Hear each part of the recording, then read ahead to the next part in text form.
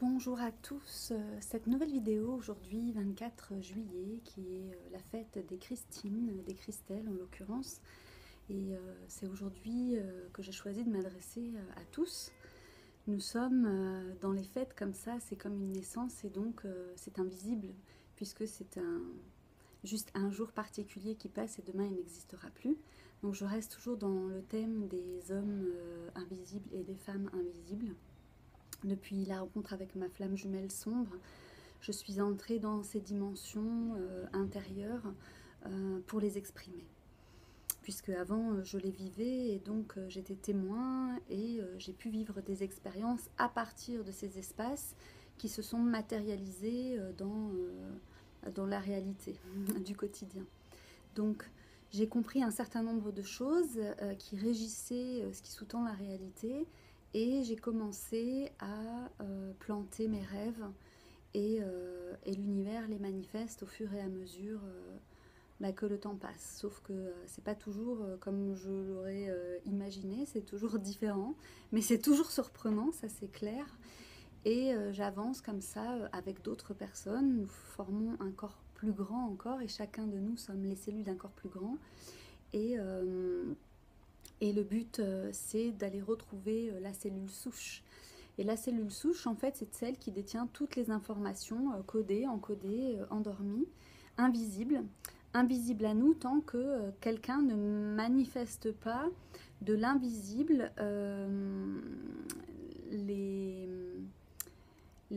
comment je pourrais dire, les informations qu'il contient en lui-même et qui vont se manifester de par son histoire, de par son expérience et de par l'expérience qui est proposée par la vie.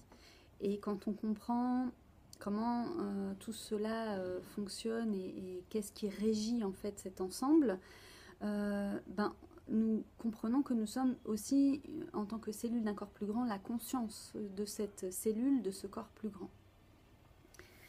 Donc, je vais revenir sur les relations hommes-femmes parce que pour moi, c'est vraiment la problématique fondamentale au-delà des politiques, au-delà de la médecine, au-delà de tout ça. C'est des rapports d'intimité avec soi, dans notre masculin, dans notre féminin, de nos peurs justement.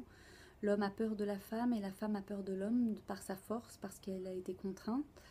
Et l'homme a peur de la femme parce qu'il sait que sans elle, il ne peut exister. Puisque aucun homme n'a jamais mis au monde un enfant et l'histoire religieuse relate d'une Marie qui aurait mis donc Jésus au monde sans homme. Donc il y a fondamentalement cet homme et cette femme invisible qui régit nos cœurs, qui régit nos âmes, qui régit notre quotidien. Et l'histoire a par-dessus créé une structure qui permette à chacun de trouver un sens à la vie. Donc le sens de la vie de la religion, c'est le mariage, les enfants. Et ça doit amener au bonheur, à l'amour, à la fidélité, voilà, à la continuité du maintien d'un équilibre et aussi de race éventuellement, puisque plusieurs dieux se disputent la place. Donc qui a raison, qui a tort? Encore une fois, l'homme et la femme invisible à l'intérieur, c'est celle qui se tait et qui ressent des choses, mais qui ne les valide pas toujours dans la réalité. Donc elle peut douter de cette capacité à pouvoir changer les choses à partir de l'invisible intériorité.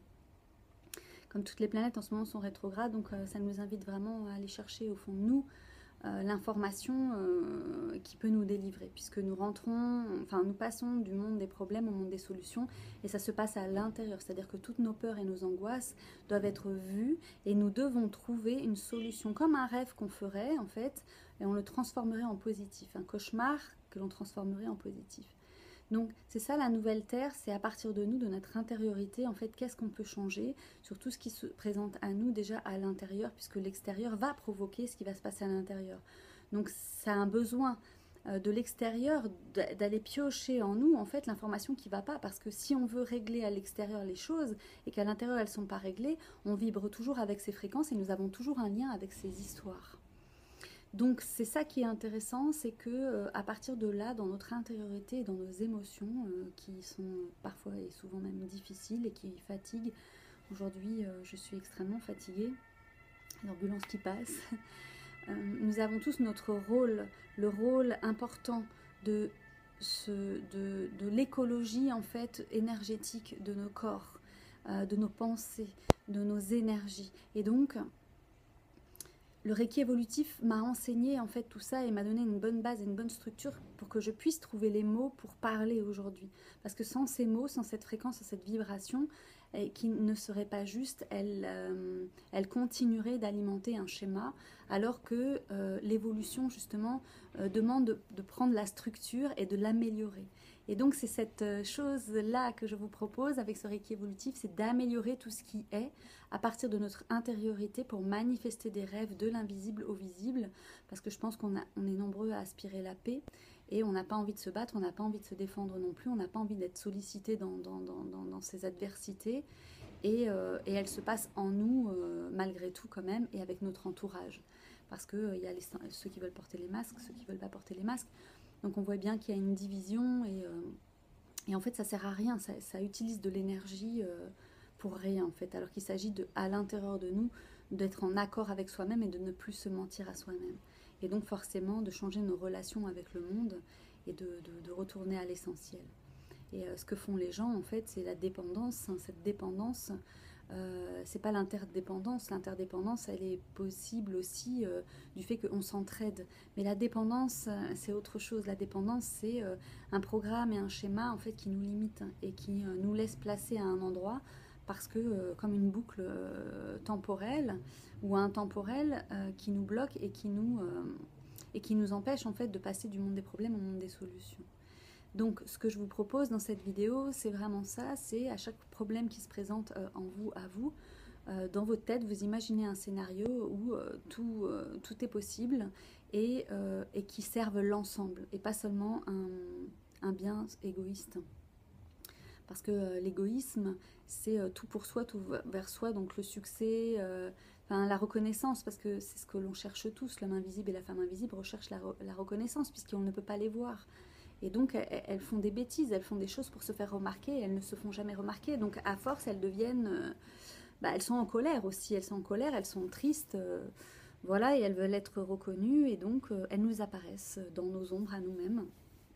C'est dans ces ombres-là que l'invisible peut apparaître, et c'est de là aussi que les solutions arrivent, puisque c'est la créativité, la pleine conscience. La pleine conscience, c'est habiter, en fait, tous ces espaces.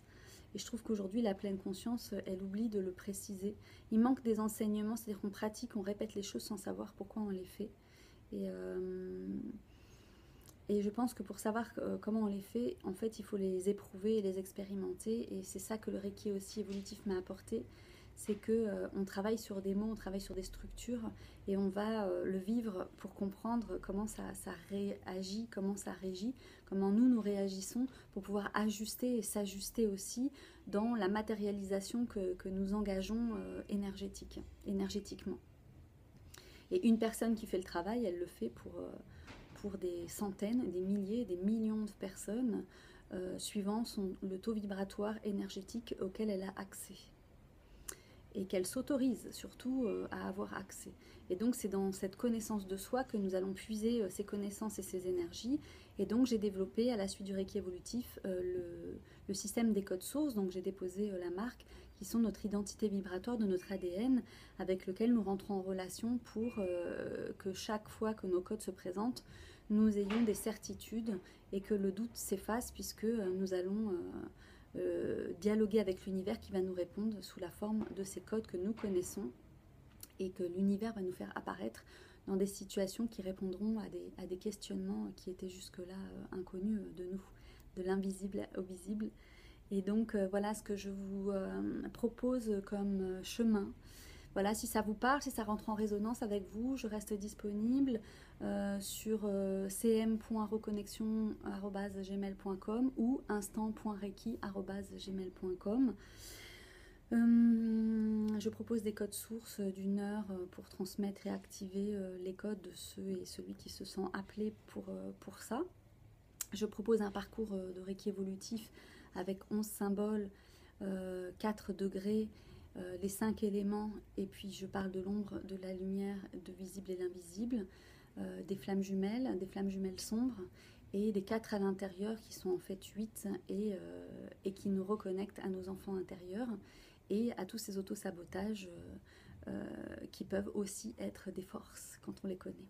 Donc aller à la rencontre de tout ça intérieurement, c'est recréer une carte dynamique pour engager un nouveau processus de transformation intérieure de l'ombre à la lumière. Donc c'est un Reiki alchimique et les codes sources sont nos origines d'alchimistes.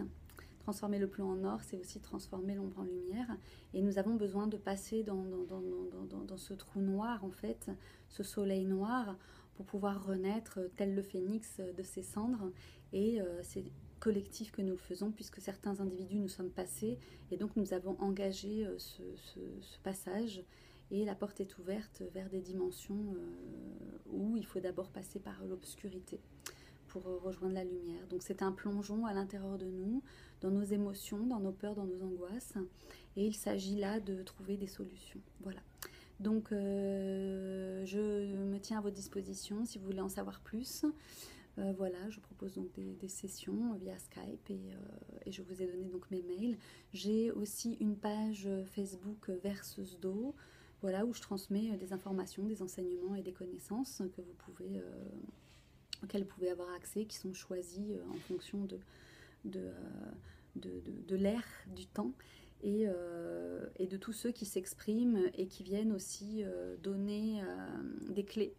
Et ensemble, nous formons une équipe invisible et nous rendons disponibles des qualités d'énergie dont nous avons besoin aujourd'hui. Voilà.